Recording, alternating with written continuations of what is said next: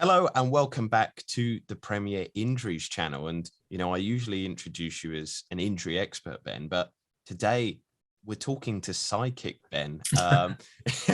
So last week we saw Trippier back in the Newcastle team after 84 days. Now, this will be almost a spooky insight, because for those who follow your Twitter, Ben, that number should be unsurprising. So let's talk through it then. What was the thinking and the understanding in terms of the Premier data that brought you to a prediction that he would be back in that amount of time?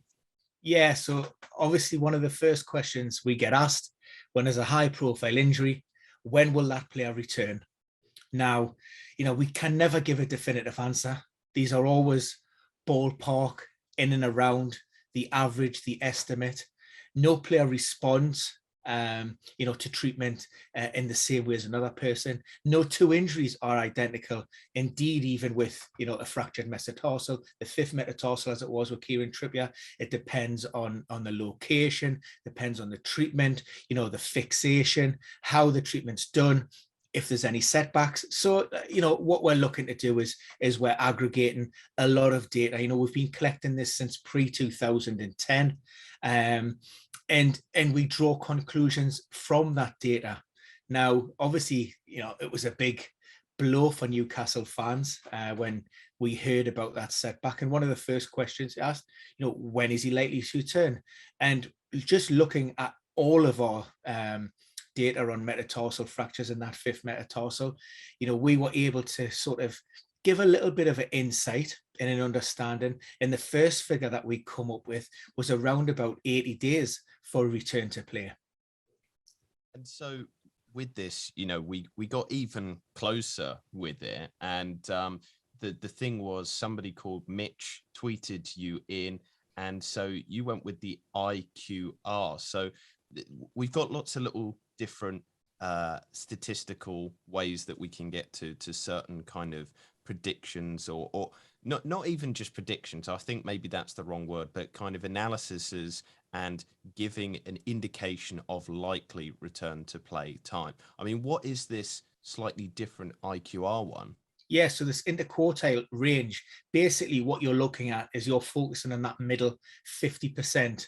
So in essence, you are disregarding the top 25% of the data and the bottom, the lower end of that 25%. You're always going to get players who are exceptions to the norms, players who recover far quicker than anybody else. And then you also have those players that may take a little bit longer, suffer setbacks, suffer a secondary injury, and they will take them way beyond that. So this IQR just focuses on that middle band.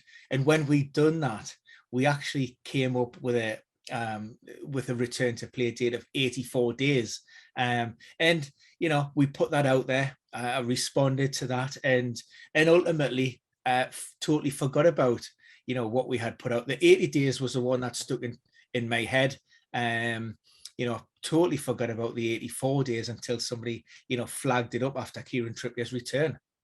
And this is the thing as well, we always say to people, in terms of the comments in the videos like this, but also on Twitter, whatever, our DMs are open. You can email, you can tweet, you can always contact us, and we're more than happy to help with kind of interesting foibles like this. We love all that sort of stuff to kind of help out the community. One of the interesting things as well is, for some reason, I don't know why, Twitter is the way that it is. This prediction also brought some anger towards you, Ben. Chris Ghost actually said not a chance, and he said that 80 days is bull bleep in terms of it. So yeah, some were doubtful of your prediction, weren't they?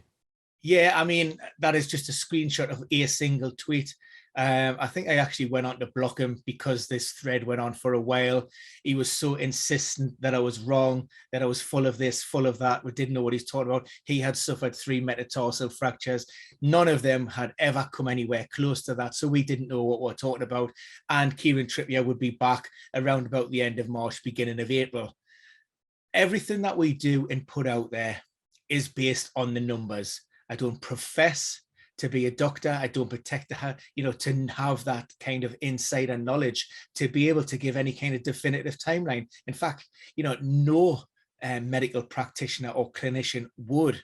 You just wouldn't be held down to that. So this was purely looking at the numbers. So to disregard that, and in terms of metatarsal fractures, it is a fairly high profile injury. We did have a fairly large data set, and therefore we were able to fairly accurately assume that this return to play 80 to 90 days is what I hope for, that we wouldn't be too far off the mark with that.